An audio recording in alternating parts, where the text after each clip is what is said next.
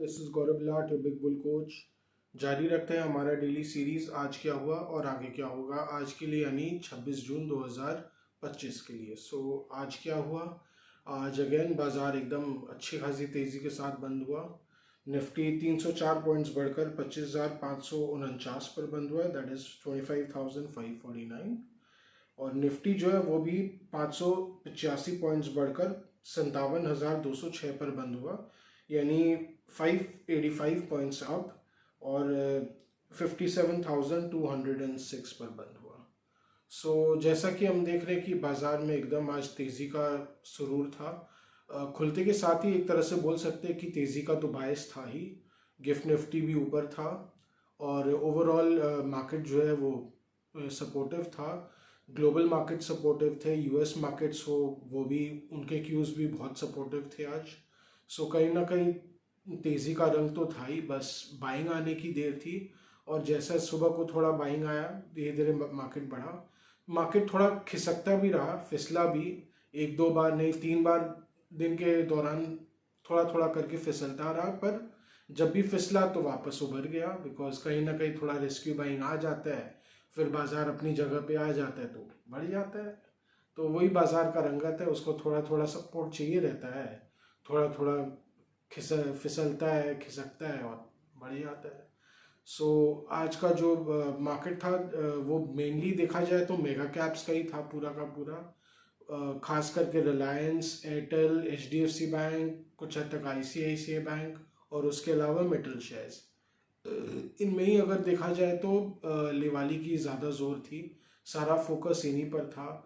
Mid caps और small caps ने आज थोड़ी बैक सीट ले ली, तो वो कहीं ना कहीं उन्होंने उतना पार्टिसिपेट नहीं किया। और बाकी चुनिंदा बाइंग तो आज देखी जा रही थी। उसके अलावा ओवरऑल ओल्ड इकोनॉमी में आज अच्छी बाइंग थी। अल्ट्राटेक जैसे शेयर्स, उसमें भी उन करीब 1.5 से 2% की तेज़ी देखी गई। कहीं ना कहीं आज फाइनली एक थोड़ा बहुत एक्सपायरी इफेक्ट भी था। उसके कारण बाजार में मोमेंटम था, जो बुलिश मोमेंटम था वो काफ़ी दिन के बाद एक ढंग से मोमेंटम दिखा। और ऑफ कोर्स बाइंग था तो बाजार बढ़ के ही रहा।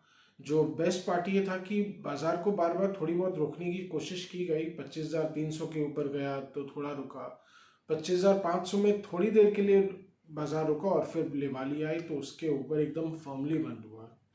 कहीं ना कहीं दर्शाता है कि बाजार में टेक्निकल स्ट्रेंथ भी आ गया, निफ्टी में भी एक टेक्निकल स्ट्रेंथ आया।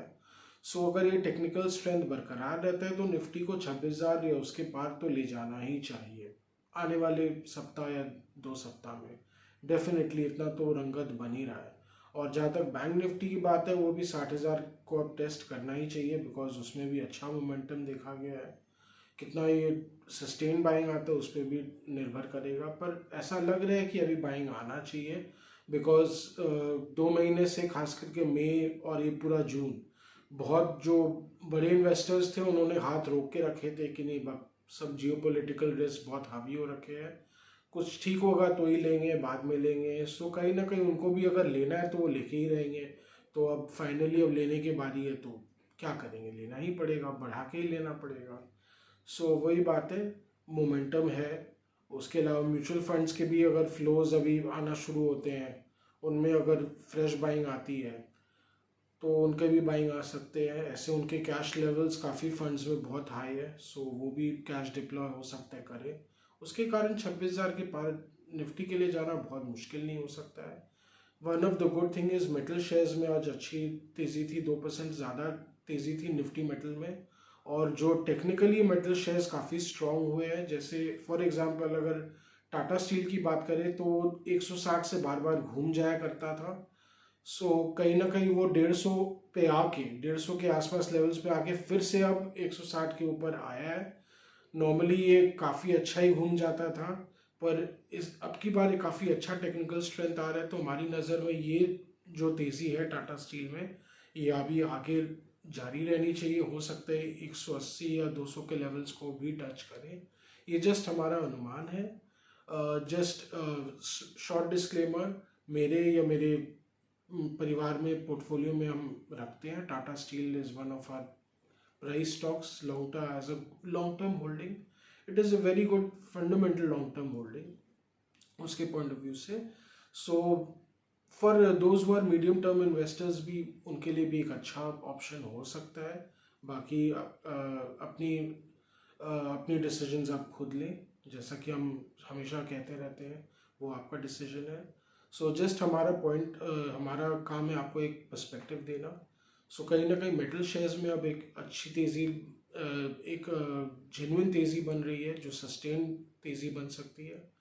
और उसके अलावा मार्केट में अपॉर्चुनिटीज़ मिड कैप्स में आते रहेंगे। मिड कैप्स में हालांकि आज मिड कैप थोड़े ठंडे थे, मिड कैप और स्मॉल कैप्स क्योंकि ऑलरेडी काफ़ी बढ़े हुए हैं, पर कहीं ना कहीं बाज़ार में ओवरऑल तेज़ी जारी रहेगी, ये हमारा अनुमान है।